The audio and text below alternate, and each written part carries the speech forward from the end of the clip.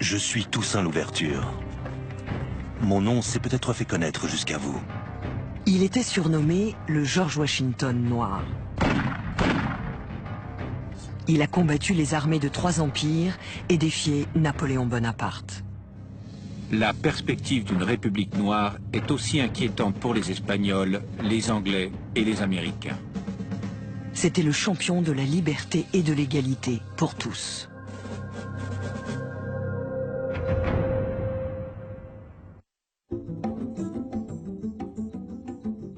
Haïti est toujours décrit comme le pays le plus pauvre de l'hémisphère nord.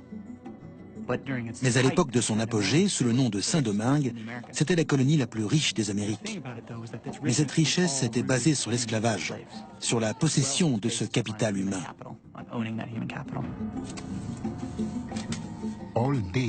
Toute la journée, du lever au coucher du soleil, les hommes étaient courbés, à couper la canne à sucre à la machette.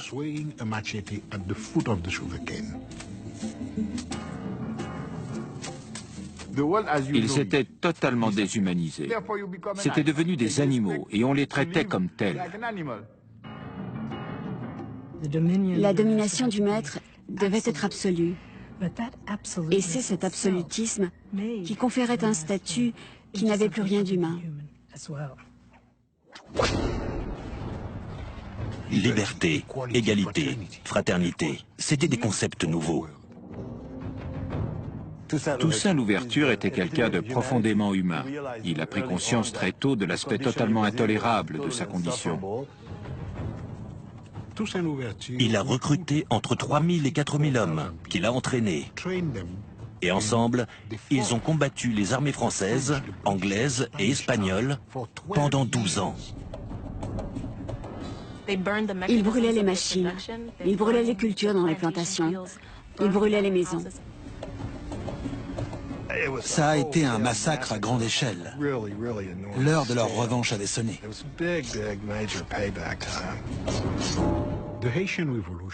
La révolution haïtienne est sans doute la révolution la plus radicale qui ait jamais existé. C'est le seul endroit au monde où des esclaves aient réussi à créer une nation. Mais personne ne veut en parler.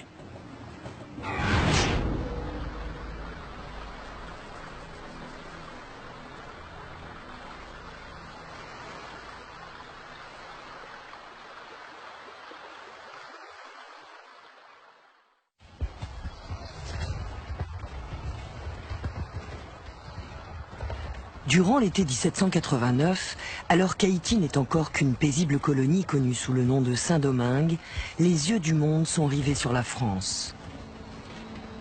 À Paris, des émeutiers se rebellent contre le pouvoir royal et leurs conditions de vie misérables.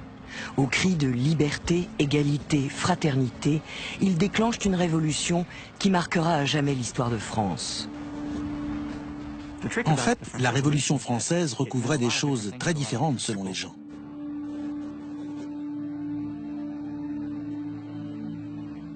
Dans les rues de Paris, la Révolution signifie la fin des privilèges accordés aux riches. Avec la création de l'Assemblée nationale, les idées des penseurs les plus réformistes d'Europe trouvent enfin un écho. Même si à l'époque, personne ne sait ce qui en ressortira, il y a cette idée que tous les individus possèdent des droits inaliénables. Les philosophes en parlaient déjà depuis un certain temps, mais cette idée va s'inscrire noir sur blanc dans la Déclaration des droits de l'homme et du citoyen. L'idée était dangereuse, parce que la société de l'époque était basée sur les inégalités. C'est grâce à ça qu'elle fonctionnait. Elle n'était pas censée profiter à tous, mais seulement à une minorité. Si l'idée est dangereuse en France, elle l'est encore plus dans ces colonies esclavagistes que sont la Guadeloupe, la Martinique et Saint-Domingue. Cette dernière, surnommée la perle des Antilles, est constituée de la partie occidentale de l'île d'Hispaniola, partie aujourd'hui connue sous le nom d'Haïti.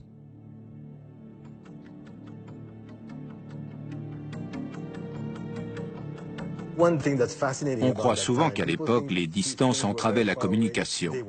Or, pas du tout. Les nouvelles allaient extrêmement vite.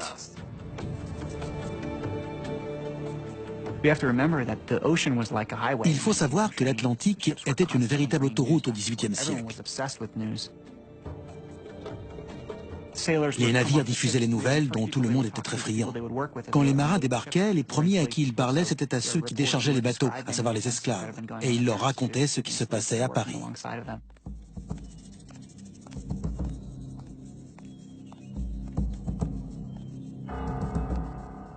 Mais rares sont les esclaves qui osent croire à ces idées démocratiques venues de France.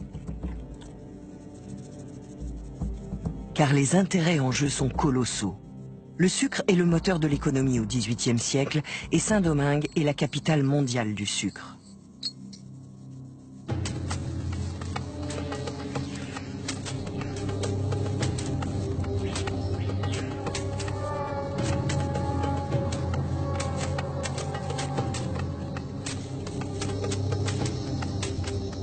En France, les réformistes préfèrent eux aussi fermer les yeux sur les souffrances engendrées par le système esclavagiste.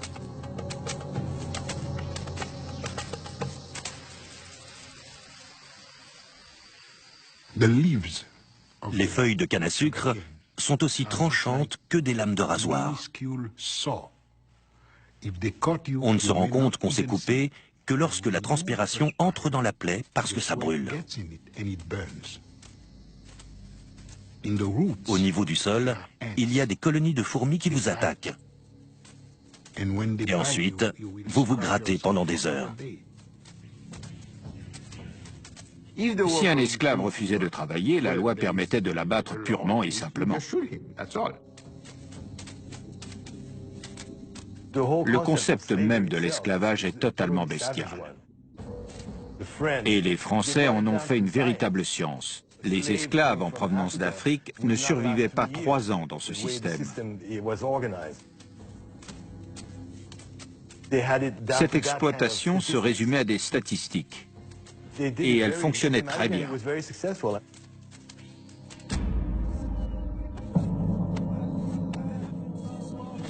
À Saint-Domingue, l'esclavage s'accompagne d'une véritable politique de la terreur.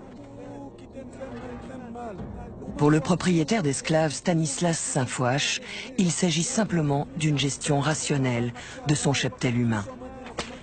Les punitions lentes marquent plus les esprits que celles qui sont rapides ou violentes. Plutôt que 50 coups de fouet administrés en 5 minutes, mieux vaut 25 coups de fouet administrés en un quart d'heure. Ceci est plus susceptible de faire forte impression.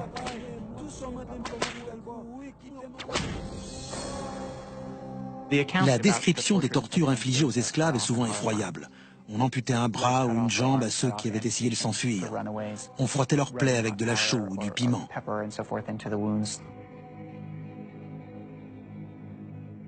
On les suspendait jusqu'à ce que mort s'en suive.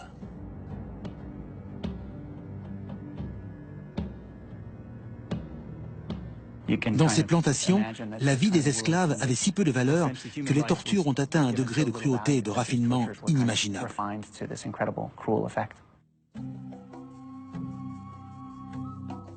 Malgré ce système répressif, certains Noirs parviennent à échapper à l'esclavage.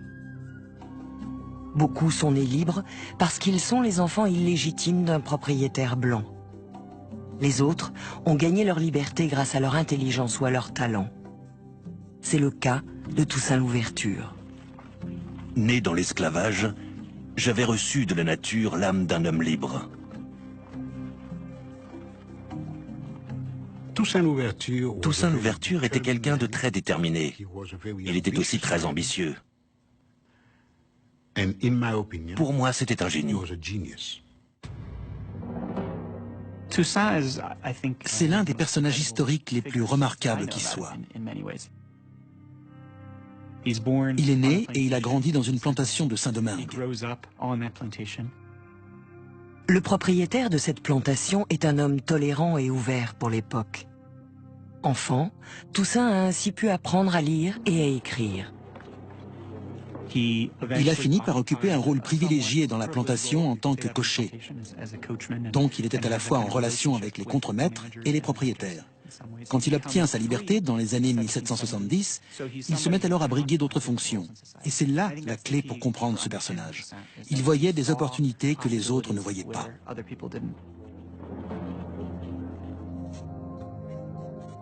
Il était dans les affaires. Il avait des contacts aux États-Unis et ailleurs. Il possédait plusieurs comptes en banque. Il avait une formidable capacité d'organisation. Il aurait fait un excellent PDG de nos jours.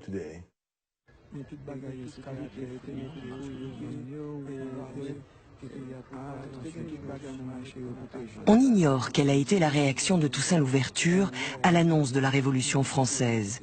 Mais chez les colons blancs de Saint-Domingue et parmi la population métisse libre, c'est la stupéfaction.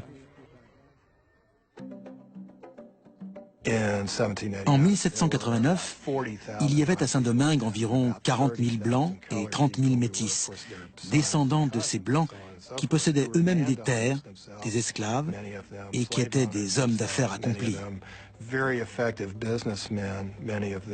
Donc la plupart avaient des relations étroites avec la classe dirigeante. Il faut savoir qu'en matière de race, il n'y avait pas que des blancs et des noirs. Il y avait toute une multitude de mélanges et de dégradés de marron. Un historien est même allé jusqu'à créer 110 catégories de métissage, allant du noir total au blanc total. Chaque mélange avait un nom: mulâtre, carteron, octavon. Chaque nom prenait en compte la quantité de sang noir de la personne.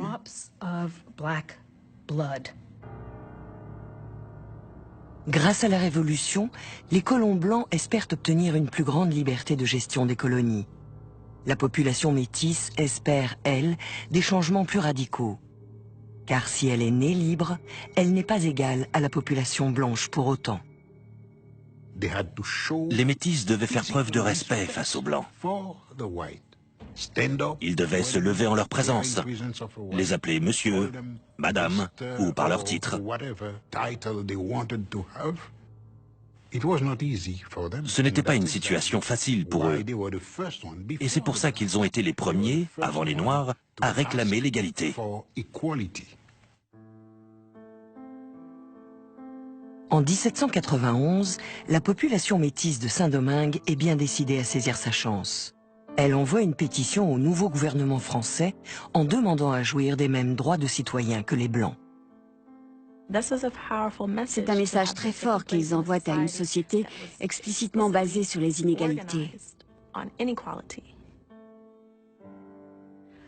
C'est une demande explosive.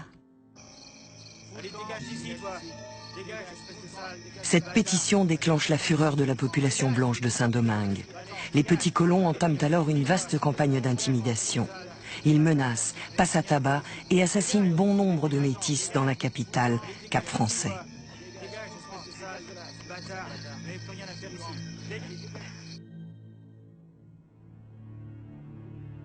La pétition reçoit un accueil beaucoup plus favorable à Paris. Les membres de l'Assemblée nationale publient alors un décret historique. Il donne à la population de métis nés de 2 parents libres les mêmes droits qu'aux Blancs.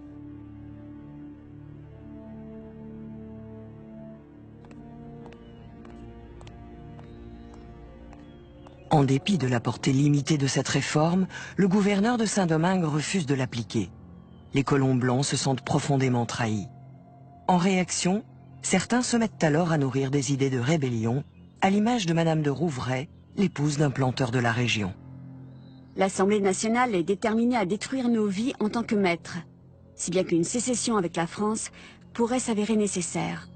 Les propriétaires américains d'esclaves vont, je l'espère, se regrouper afin d'arrêter cette contagion libertaire.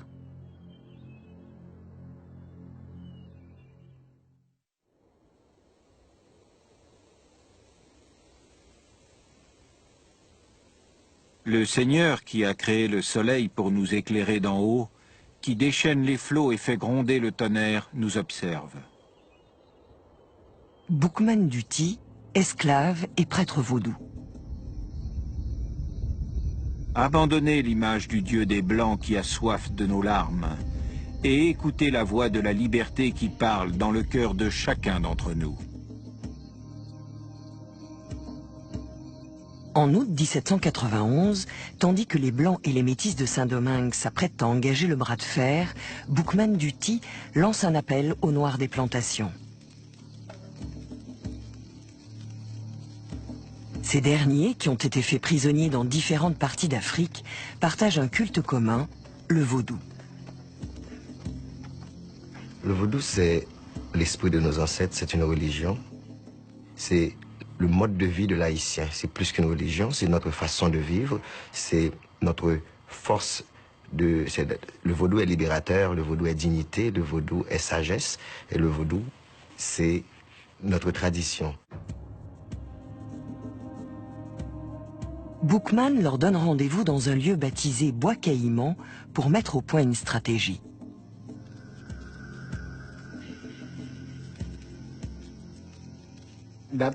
Cette cérémonie de Bois Caïman, c'est le premier congrès haïtien, le début de la Révolution.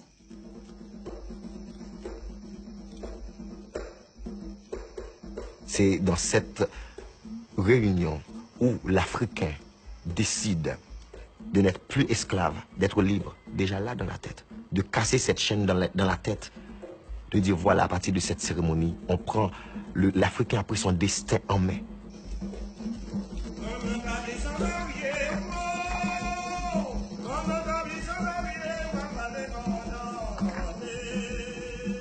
La légende prétend que c'est cette nuit-là que les esclaves de Saint-Domingue ont décidé de se révolter. Ils prévoient de déclencher leur soulèvement 15 jours plus tard, dans plusieurs plantations en même temps. Ils se jurent alors, mutuellement, de tenir leur projet secret. On dit qu'ils ont tué un cochon pour boire son sang.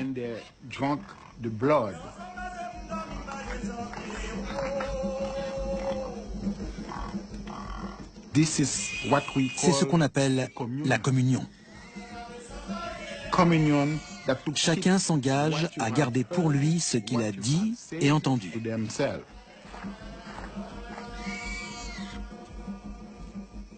Le Dieu des Blancs les pousse à commettre des crimes.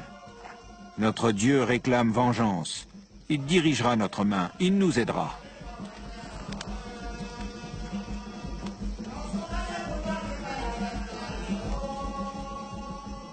Dans la nuit du 22 août 1791, ce sont 1 millier d'esclaves africains qui se retournent contre leur maître. Les esclaves empoisonnaient, les esclaves piquaient, les esclaves tuaient, les esclaves voulaient leur indépendance.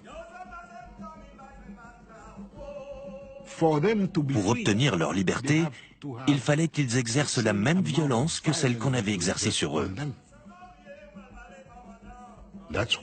C'est pour ça que cette révolution a été aussi sanglante. Et cette haine a explosé dès le premier jour.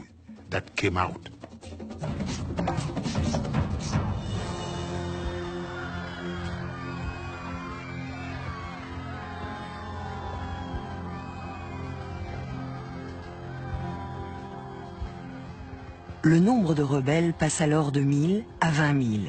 Les esclaves libérés brûlent les champs de canne et les raffineries de sucre afin de détruire le système qui les a asservis.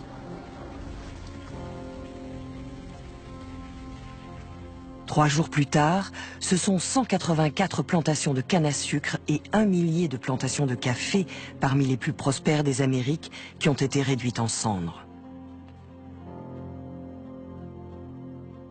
Blancs et métis se réfugient alors dans la capitale pour y être en sécurité. De là, ils observent impuissants les incendies dévastateurs qui font rage de toutes parts. C'était un gigantesque brasier. On prétendait que ceux qui étaient à bord des navires amarrés dans le port pouvaient lire leur courrier à la lumière de ces incendies qui se trouvaient à 15, 20, 30 kilomètres de distance. Ce déchaînement de violence place Toussaint Louverture dans une position délicate. Sa fortune personnelle dépend du système des plantations et il est à cheval entre l'univers des Blancs et celui des Noirs depuis une quinzaine d'années. Toussaint n'était plus un esclave. Il n'avait pas une mentalité d'esclave. Il possédait 2 ou 3 plantations. Il n'appartenait plus à la même classe sociale que la majorité des Noirs, et ses intérêts différaient des leurs.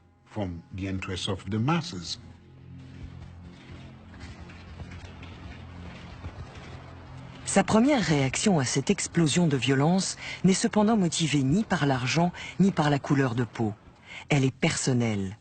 Il retourne dans la plantation où il est né afin de protéger ses anciens maîtres. Il est vrai que dès les premiers jours de l'insurrection, Toussaint Louverture est retourné dans cette plantation pour y maintenir l'ordre. La question, c'est pourquoi? Pourquoi a-t-il fait ça? Je crois que c'est parce qu'il était reconnaissant à ses anciens propriétaires de tout ce qu'ils lui avaient donné lorsqu'il était esclave.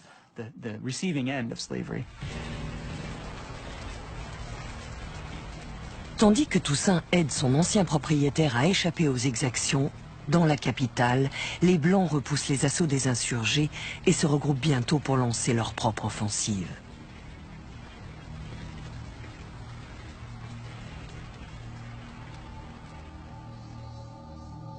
Les tueries se poursuivent jour après jour, semaine après semaine. Pamphile de la Croix, un colon français, décrit la situation sur place. Le pays est jonché de cadavres que personne n'a enterrés. Les nègres ont laissé les blancs empalés sur des pics. Quant aux soldats blancs, ils ne font pas de prisonniers et laissent les nègres morts sur place. 3 mois après le début de l'insurrection, le prêtre vaudou Boukman Duty est tué au combat, décapité par des soldats blancs. Son corps est ensuite brûlé face au camp des rebelles. Un observateur déclarera: à Saint-Domingue, le conflit est devenu une guerre d'extermination.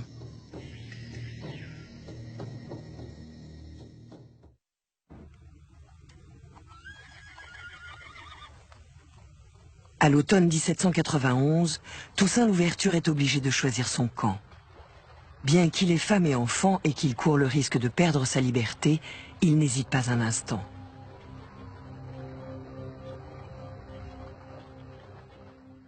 Il a tout abandonné pour rejoindre les rebelles dans la montagne.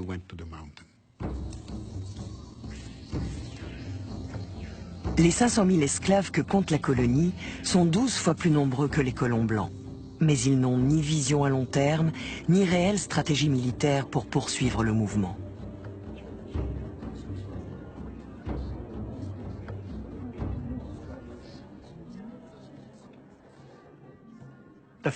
La plupart d'entre eux n'avaient aucune notion de ce qu'était la liberté. Personne n'y avait vraiment réfléchi avant. Toussaint, lui, possède un point de vue unique sur le monde. Il connaît aussi bien la culture africaine que la culture européenne, et il a lu les écrits des grands penseurs des Lumières. Toussaint avait très certainement lu un texte de l'abbé Raynal dans lequel il expliquait que le système esclavagiste colonial, en raison du nombre d'esclaves en présence et des souffrances qu'ils enduraient, allait donner naissance à un meneur noir. Je crois que Raynal parlait même d'un Spartacus noir. Un lettré comme Toussaint avait forcément eu connaissance d'un texte pareil. Grâce à sa culture et à ses capacités intellectuelles, il prend une place prépondérante parmi les chefs de la rébellion qui tentent de mettre sur pied une armée noire. En décembre 1791, soit 4 mois après le début de l'insurrection, l'enthousiasme des Noirs commence à faiblir. Qui plus est, le nouveau gouvernement français vient d'envoyer 10 000 soldats supplémentaires pour aider les colons à rétablir l'ordre à Saint-Domingue. Dans la montagne, les insurgés n'ont plus grand-chose à manger et la famine les pousse bientôt à se rendre par milliers.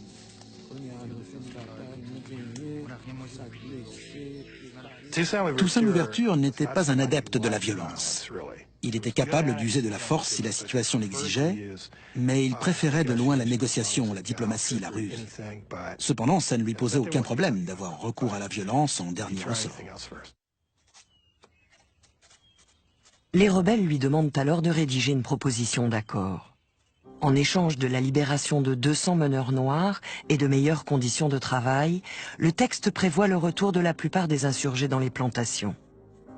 La dure réalité du XVIIIe siècle a eu raison d'une partie de leurs exigences. Rétrospectivement, il est facile de regarder ce texte et de dire qu'il vend ceux qui se sont rebellés. C'est aussi une tentative pour faire changer les choses. En fait, il était difficile pour les gens de l'époque de concevoir la disparition totale de l'esclavage.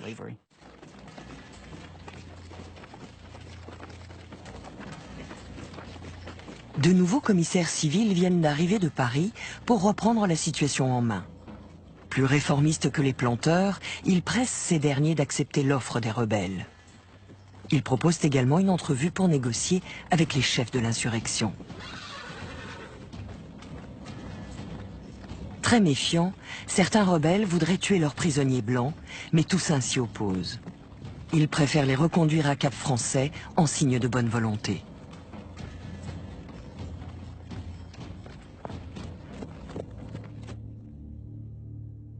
Toussaint est envoyé pour négocier un accord avec les planteurs. Il ne s'agit pas seulement d'obtenir la libération de plusieurs meneurs noirs, mais également d'imposer certains changements dans les plantations. Des petits changements auxquels la plupart des insurgés tiennent. Est-ce que ce petit groupe de chefs rebelles aurait pu dire aux insurgés « Maintenant, reprenez le travail, remettez vos chaînes » ? Je ne sais pas. Quoi qu'il en soit, les Blancs ne leur ont pas donné l'occasion de le faire. Les Blancs ont dit non à cet accord, parce qu'à ce moment-là, ils voulaient se venger. Ils s'estimaient victimes de la situation, oubliant totalement ce qu'ils avaient fait depuis 3 siècles. Donc ils devaient prendre leur revanche. Ils n'étaient prêts ni à oublier, ni à pardonner. D'où leur refus. Certes, Toussaint avait pris les armes contre eux, mais il avait aussi fait beaucoup de concessions, notamment au sein de son propre camp. Il s'était battu pour que les prisonniers soient bien traités et pour préparer leur échange. Donc le refus des planteurs a eu pour effet de durcir sa position. Cela met immédiatement fin aux négociations. Sans le savoir, les colons viennent de gâcher l'unique occasion qu'ils auront de régler pacifiquement ce conflit.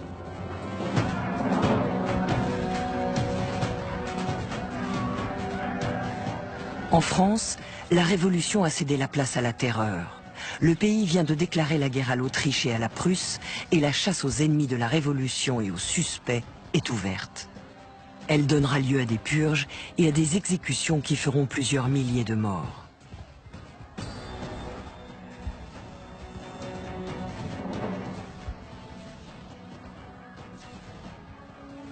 Puis, le 21 janvier 1793, le roi Louis XVI est guillotiné. En France, les événements s'emballent, ce que personne n'avait vraiment prévu. Il y a des soulèvements partout. C'est une véritable révolution, dans la mesure où toute la hiérarchie sociale est bouleversée. Et les ondes de choc parviennent jusque sur les côtes de Saint-Domingue.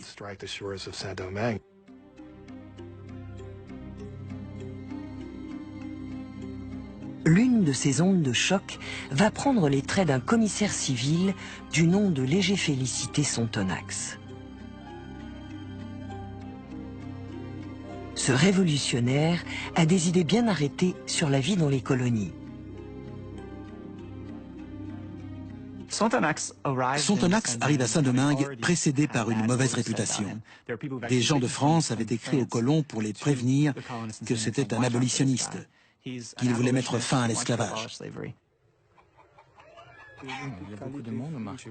Malgré les tensions, la population métisse de la colonie a réussi à conserver sa fragile entente avec les Blancs. Pour faire en sorte que cela continue, Sonthonax crée un conseil représentatif et invite des mulâtres à y siéger. Il fait même entrer des métis au sein du gouvernement colonial. Clairement, beaucoup de planteurs étaient furieux et ils le considéraient comme un saboteur.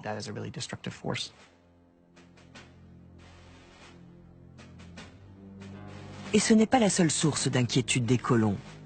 Moins de 2 ans après avoir rejoint les insurgés noirs, Toussaint Louverture est désormais à la tête d'une armée de rebelles.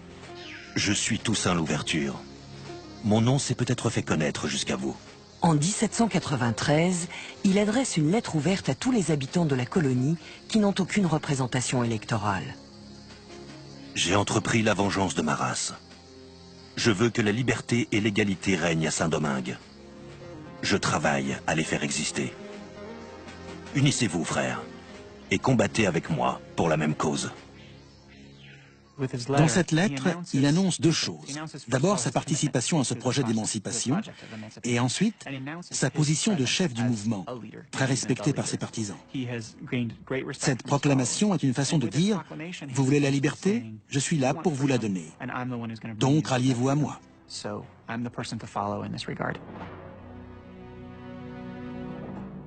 Cette lettre est également l'occasion de s'adresser au monde entier, et notamment à l'Espagne.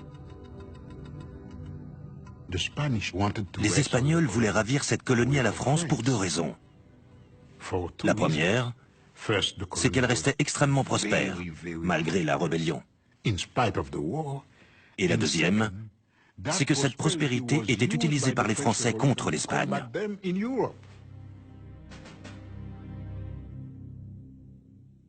L'Espagne occupe la colonie voisine de Saint-Domingue, qui comprend toute la partie est de l'île d'Hispaniola.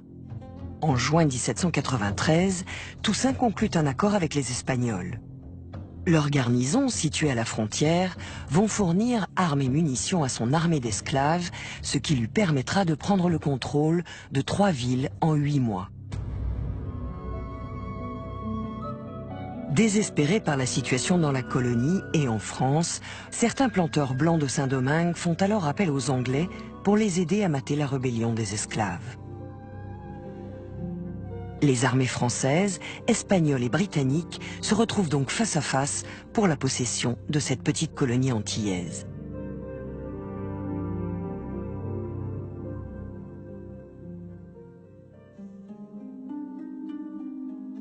Au début de l'année 1794, des événements intervenus à Paris provoquent une nouvelle explosion de violence dans la colonie. Une délégation multiraciale venue de Saint-Domingue est reçue à l'Assemblée nationale. Envoyée par le commissaire Sontonax, elle est porteuse d'un message fort. Ce dernier plaide en effet pour l'émancipation des esclaves de Saint-Domingue ayant combattu les troupes espagnoles et britanniques. Et la délégation a des arguments de poids à faire valoir. Les émissaires soulignent que ces idées et ces principes sont ceux de la Révolution française et que c'est pour cela qu'ils souhaitent les mettre en application sur leur île. Ils expliquent pourquoi ils sont attachés à ces idées et à ces principes et en quoi ils les incarnent mieux que quiconque. Ça a provoqué une prise de conscience chez les représentants de l'Assemblée d'entendre qu'aux Antilles, les propriétaires blancs avaient abandonné la France pour l'Angleterre et qu'ils étaient contre la République. Et que les vrais républicains de Saint-Domingue, c'étaient les esclaves qui réclamaient leur liberté. La Convention proclame alors l'abolition de l'esclavage à Saint-Domingue. Et elle ne s'arrêtera pas là. Elle abolira également l'esclavage dans toutes les colonies françaises. À Paris, la nouvelle est accueillie par des scènes de liesse. Une vieille femme, ancienne esclave émancipée, qui avait suivi les débats de près, éclate en sanglots et est portée en triomphe pour célébrer ce moment historique. Il y a des discours et des festivités dans toute la France. C'est vraiment ressenti comme le triomphe de la Révolution française et de ses idéaux, sur cette forme d'aliénation suprême qu'était l'esclavage aux Antilles.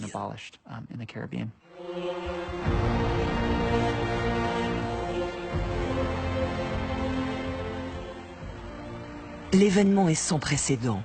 D'un trait de plume, ce sont près d'1 million d'esclaves noirs qui deviennent citoyens français.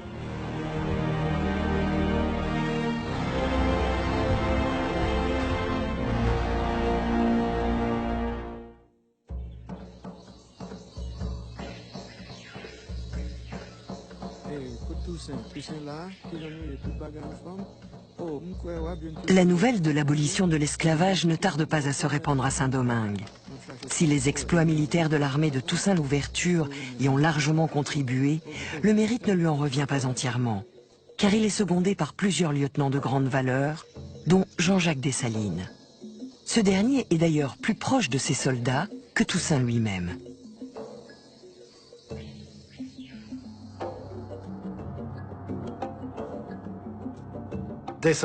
Dessalines avait été souvent fouetté lorsqu'il était esclave, et il en gardait dans le dos des cicatrices impressionnantes qu'il aimait exhiber à l'occasion.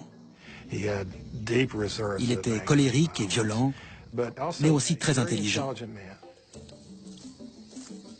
Pour Dessalines et Toussaint, l'émancipation change tout. Les deux hommes revoient alors leur position face à cette nouvelle donne.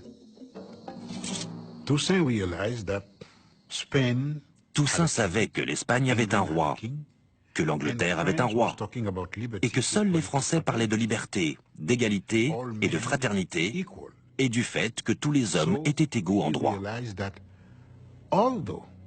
Donc bien que la révolte ait débuté contre les Français, il se dit qu'ils sont désormais les meilleurs alliés possibles. Et c'est pour ça qu'il a rejoint le camp français.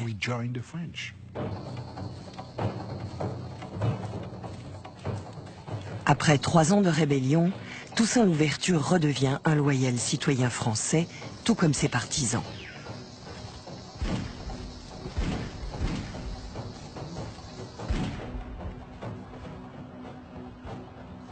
Toussaint, Dessalines et leur armée d'anciens esclaves entreprennent alors de chasser les Espagnols de Saint-Domingue.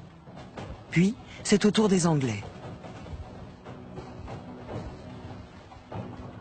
La nouvelle de la victoire des soldats de Toussaint contre ces armées blanches fait bientôt le tour de l'Europe.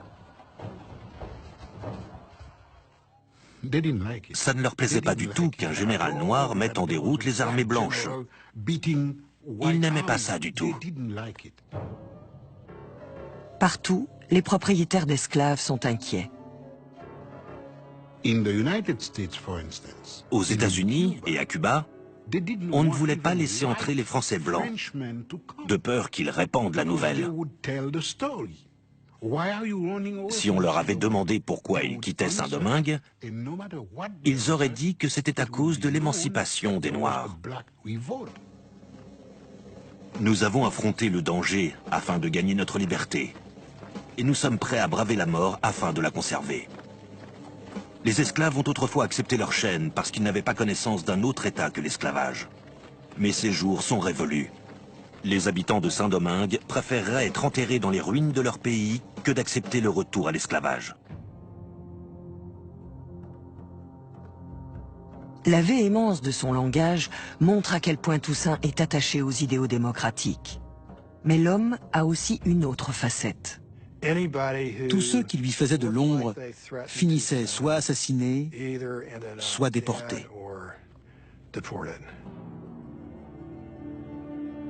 Après avoir été élevé au grade de général, Toussaint est nommé gouverneur de Saint-Domingue.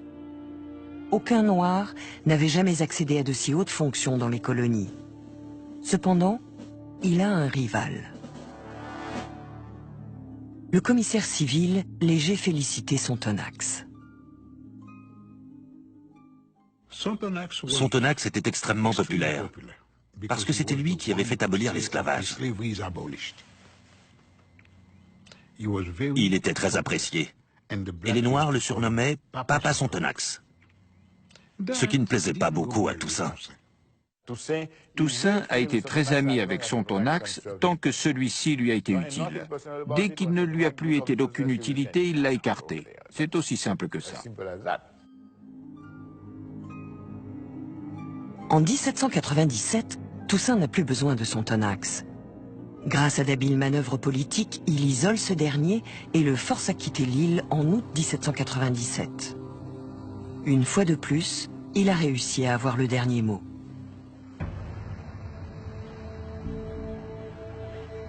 En 1798, tandis qu'il chasse les derniers Anglais de la colonie, à l'autre bout du monde, en Égypte, un autre général français, Napoléon Bonaparte, combat lui aussi l'armée britannique.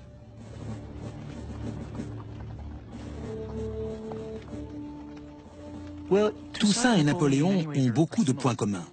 Tous les deux sont un peu en marge de la société française et ils ont tous les deux réussi grâce à leur génie militaire. C'est ce qui leur a permis de devenir de grands hommes politiques. Mais les victoires de Napoléon vont bientôt menacer Toussaint. Quelques mois après la campagne d'Égypte, Napoléon revient à Paris pour y mener un coup d'État qui marque la fin du Directoire. Il devient alors premier consul et prend les rênes du pouvoir. Il déclarera « La révolution est fixée aux principes qui l'ont commencée, elle est finie », et d'ajouter « Je suis la révolution ». Toussaint observe très attentivement la prise de pouvoir de Napoléon. Il sait que les esclavagistes sont encore très puissants en France et qu'ils complotent contre lui parce qu'ils voudraient bien voir l'esclavage rétabli sous une forme ou sous une autre à Saint-Domingue. Toussaint est persuadé que la survie de Saint-Domingue et la pérennité des droits acquis par les Noirs reposent sur sa capacité à mobiliser les habitants pour reconstruire l'économie de la colonie. Et dans son esprit, cela passe inévitablement par une chose: le retour de ses partisans dans les champs de canne à sucre.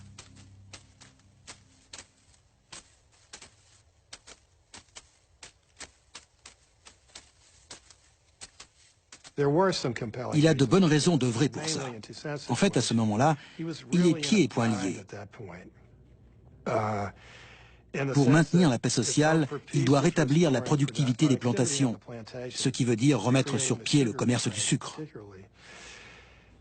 Mais les Noirs n'avaient pas envie de retourner couper la canne. Donc il a dû les forcer à reprendre le travail. Et ils ont fini par se dire que ce n'était pas très différent de l'esclavage. Il était dur, peut-être même un peu trop dur avec les Noirs en certaines circonstances. Mais il était obligé d'agir comme ça. Quand on est un chef, il faut savoir à quel moment se mettre en retrait et à quel moment dire « bon, maintenant, il faut reprendre le travail. Si vous ne le faites pas, vous en subirez les conséquences ».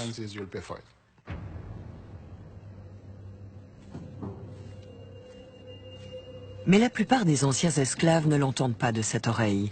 Ils veulent travailler pour leur propre compte et cultiver pour se nourrir plutôt que pour l'exportation. L'aura de Toussaint commence alors à se ternir. De son côté, Napoléon, lui, a le vent en poupe. Il remanie le gouvernement et fait adopter la Constitution de l'an 8. Cette dernière, loin de garantir l'émancipation des Noirs, ouvre la voie au rétablissement de l'esclavage dans les colonies françaises.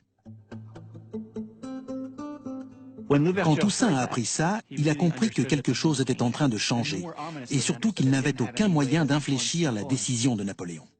Donc, fidèle à lui-même, il a dit, dans ces conditions, Saint-Domingue va avoir sa propre constitution. Et puisque c'est moi le chef, c'est moi qui vais la rédiger. Sa constitution autonomiste de 1801 stipule la disparition une fois pour toutes de l'esclavage à Saint-Domingue. Elle est également la première au monde à interdire la discrimination raciale, interdiction que les États-Unis n'adopteront que 150 ans plus tard. Elle proclame également Toussaint gouverneur à vie et lui seul aura autorité pour désigner son successeur.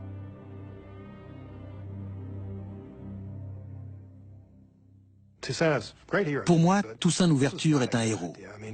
Mais cette décision n'était pas une bonne idée, parce qu'elle a instauré une dictature militaire permanente qui continue à poser problème en Haïti 2 siècles plus tard. Il aurait pu faire ce qu'il voulait sans ça. Ce qui est sûr, c'est que ça a fait enrager Napoléon. Bonaparte ne veut plus entendre parler de révolution, pas plus que le président américain Thomas Jefferson.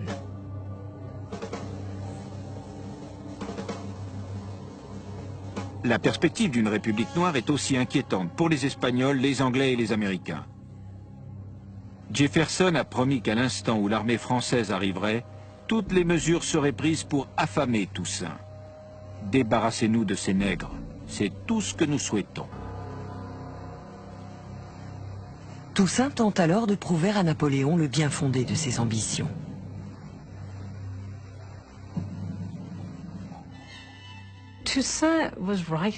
Il a écrit à Napoléon. Il voulait qu'on reconnaisse qu'il avait tout fait pour garder Saint-Domingue dans le giron français. Mais ses efforts seront vains. En 1802, Napoléon envoie une force expéditionnaire de plus de 31 000 hommes à Saint-Domingue. Sa mission est simple, rétablir l'ordre et l'autorité de la France dans la colonie.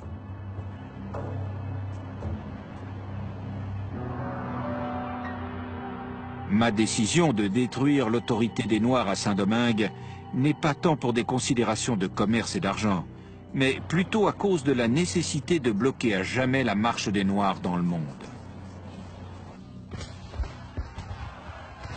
Toussaint combat l'armée française durant 3 mois. Mais la population noire de la colonie, revenue de sa politique, ne lui offre qu'un soutien mitigé.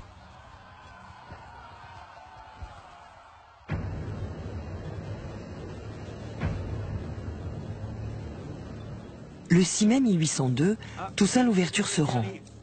Il est autorisé à conserver son grade et est assigné à résidence. 1 mois plus tard, il est convoqué par le général en chef de l'expédition de Saint-Domingue, le général Leclerc. Si je voulais compter tous les services que j'ai rendus dans tous les genres de gouvernement, il me faudrait plusieurs volumes. Encore n'en finirais-je. Arrêtez-le. Il est alors arrêté et accusé de conspiration. Dans une lettre assez éloquente, il dit quelque chose comme « Je soupçonne que c'est en raison de ma couleur de peau que vous me traitez comme un vulgaire criminel, même si je refuse d'y croire. » Et pour me récompenser de tous ces services, on m'a arrêté arbitrairement à Saint-Domingue. On m'a garrotté et conduit à bord comme un criminel, sans égard pour mon rang, sans aucun ménagement. Est-ce là la récompense due à mes travaux ? Normalement, un officier mutin était traduit devant un tribunal militaire.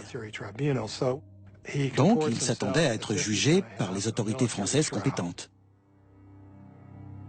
Espérant que ses motivations seront comprises par Napoléon et son état-major, Toussaint embarque sans résistance sur un navire à destination de la France.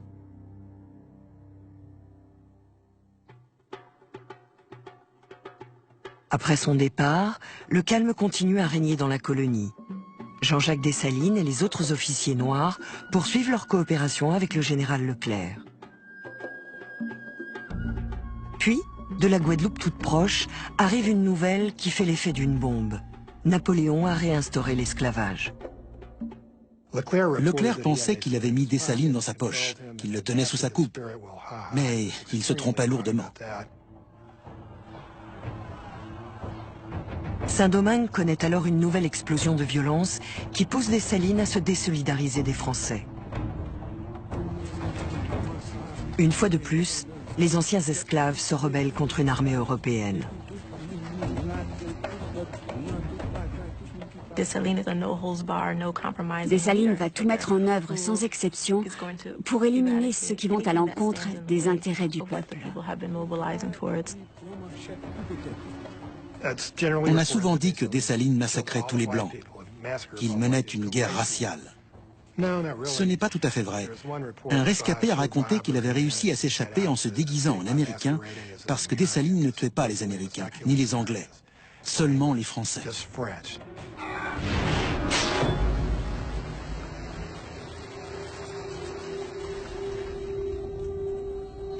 Un autre rescapé blanc, Pierre Chazotte, fait une description de la colonie à feu et à sang.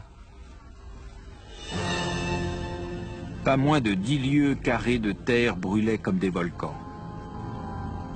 La rapidité de l'incendie était telle qu'on aurait pu croire que de larges et épaisses traînées de poudre avaient été répandues au sol.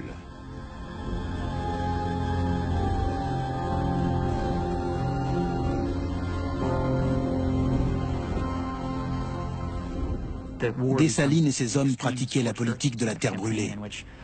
Ils incendiaient les villes pour que les Français ne trouvent rien et soient obligés de partir. Et cette tactique de la terre brûlée finit par porter ses fruits.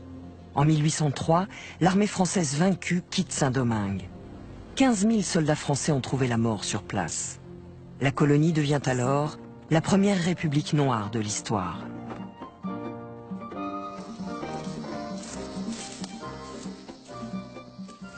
Ce sont des événements d'une importance capitale.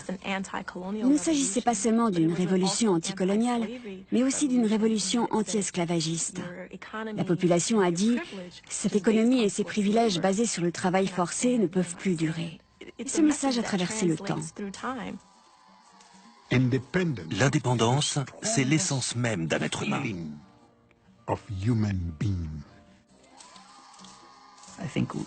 Nous avons tous hérité de quelque chose de cette révolution, parce que c'était la première fois qu'on faisait valoir l'égalité des droits pour tous. Ce sont des faits historiques que tout le monde devrait connaître, parce que ça montre ce que l'espèce humaine, et pas seulement les Noirs, est capable de faire. Toussaint Louverture ne vivra pas assez longtemps pour voir l'indépendance de son pays, à laquelle il avait tant œuvré. Emprisonné au fort de Joux, dans le Jura, il mourra d'une pneumonie dans sa cellule le 7 avril 1803. Avant de partir pour la France, il écrira « En me renversant, vous avez seulement abattu le tronc de l'arbre de la liberté des Noirs. Mais il repoussera par les racines, car elles sont nombreuses et très profondes. »